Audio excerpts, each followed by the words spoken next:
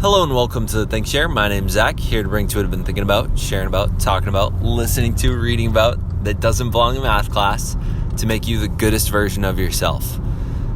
This morning I was looking through my subscriber status. So one of the things, as many of you know, I'm trying to build a YouTube channel, and I currently have 658, I think, as I checked it this morning, subscribers. And an interesting sort of game I've been playing is trying to get to 1,000 before July 1st. And I was noticing one of the recent subscribers that I've gained. I gained them because they said they were subscribing to me, and they invited me to subscribe back, which I did. And I thought to myself, this channel's content isn't particularly interesting to me, but they're supporting me, I'll support them back. And I've had this mindset for some time where I'm very hesitant to subscribe to someone's channel if I'm not a big fan of their content, because when it comes down to it, the idea of having a subscriber is like they want to keep receiving your content.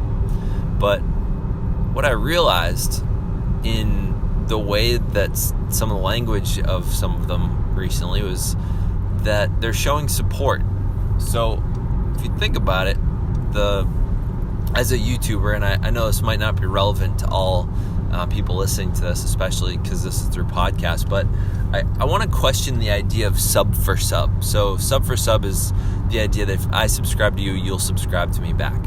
And on Twitter it was follow for follow, or for Instagram, follow for follow, because a lot of us are sort of playing sort of a numbers game, but at the same time, we know that it's more about content, and sometimes you gotta find new ways to get your content out there. When you gotta if you were just making good content, it would take probably 5 to 10 20 times the amount of time for people to find you. Just making great content is not going to be the only way. You got to do a lot of networking if you want to grow it at a pace that for me, it would be growing it at a pace that I can be proud of, and that doesn't, keeps me inspired. I think when I'm not gaining many subscribers, if I'm staying stagnant for a week, or I'm losing one in a week or something, it's kind of disheartening.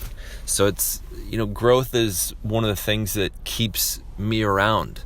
I know if I weren't seeing any growth, I probably would just say no to YouTube. But if I go out and hustle, and I network, and I invite people to check out my channel, or I comment on people that have similar channels, I've seen a much higher chance and a correlation of growth on my channel.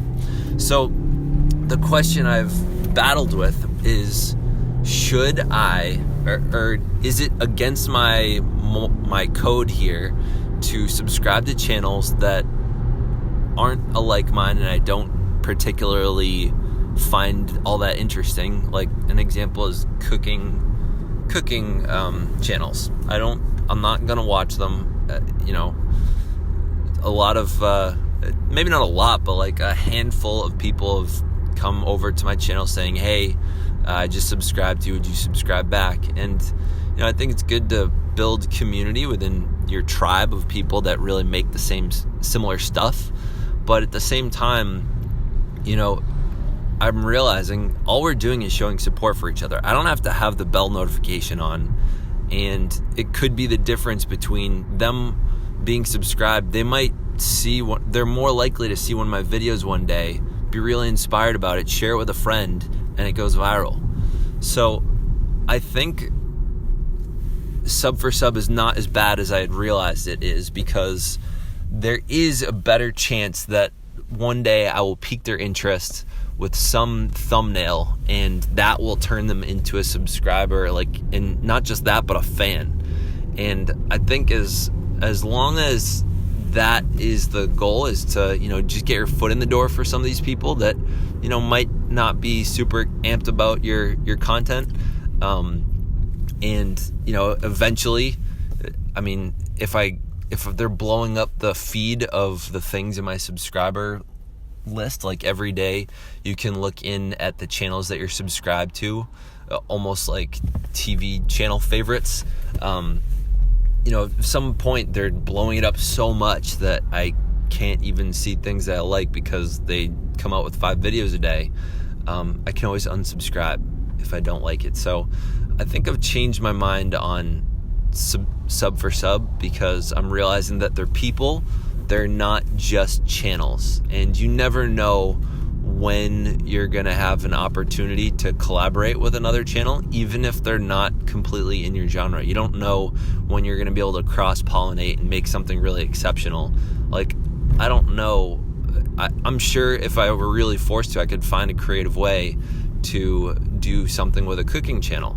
And, one of the things I like doing, which is similar to my channel, personal development, is eating. There's a lot of things about eating that has to do with personal development. So I could see myself one day doing a cooking lesson with somebody and trying to eat the entire thing of a I don't know. So to share with you and to invite you, I think if you're doing sub for sub and you haven't really thought about it, you haven't really thought it through, and you're shameless about it and you just subscribe to everybody, I really invite you to have this conversation with yourself while you're doing it. And if you don't have a ton of content on your channel, I would not do sub for sub.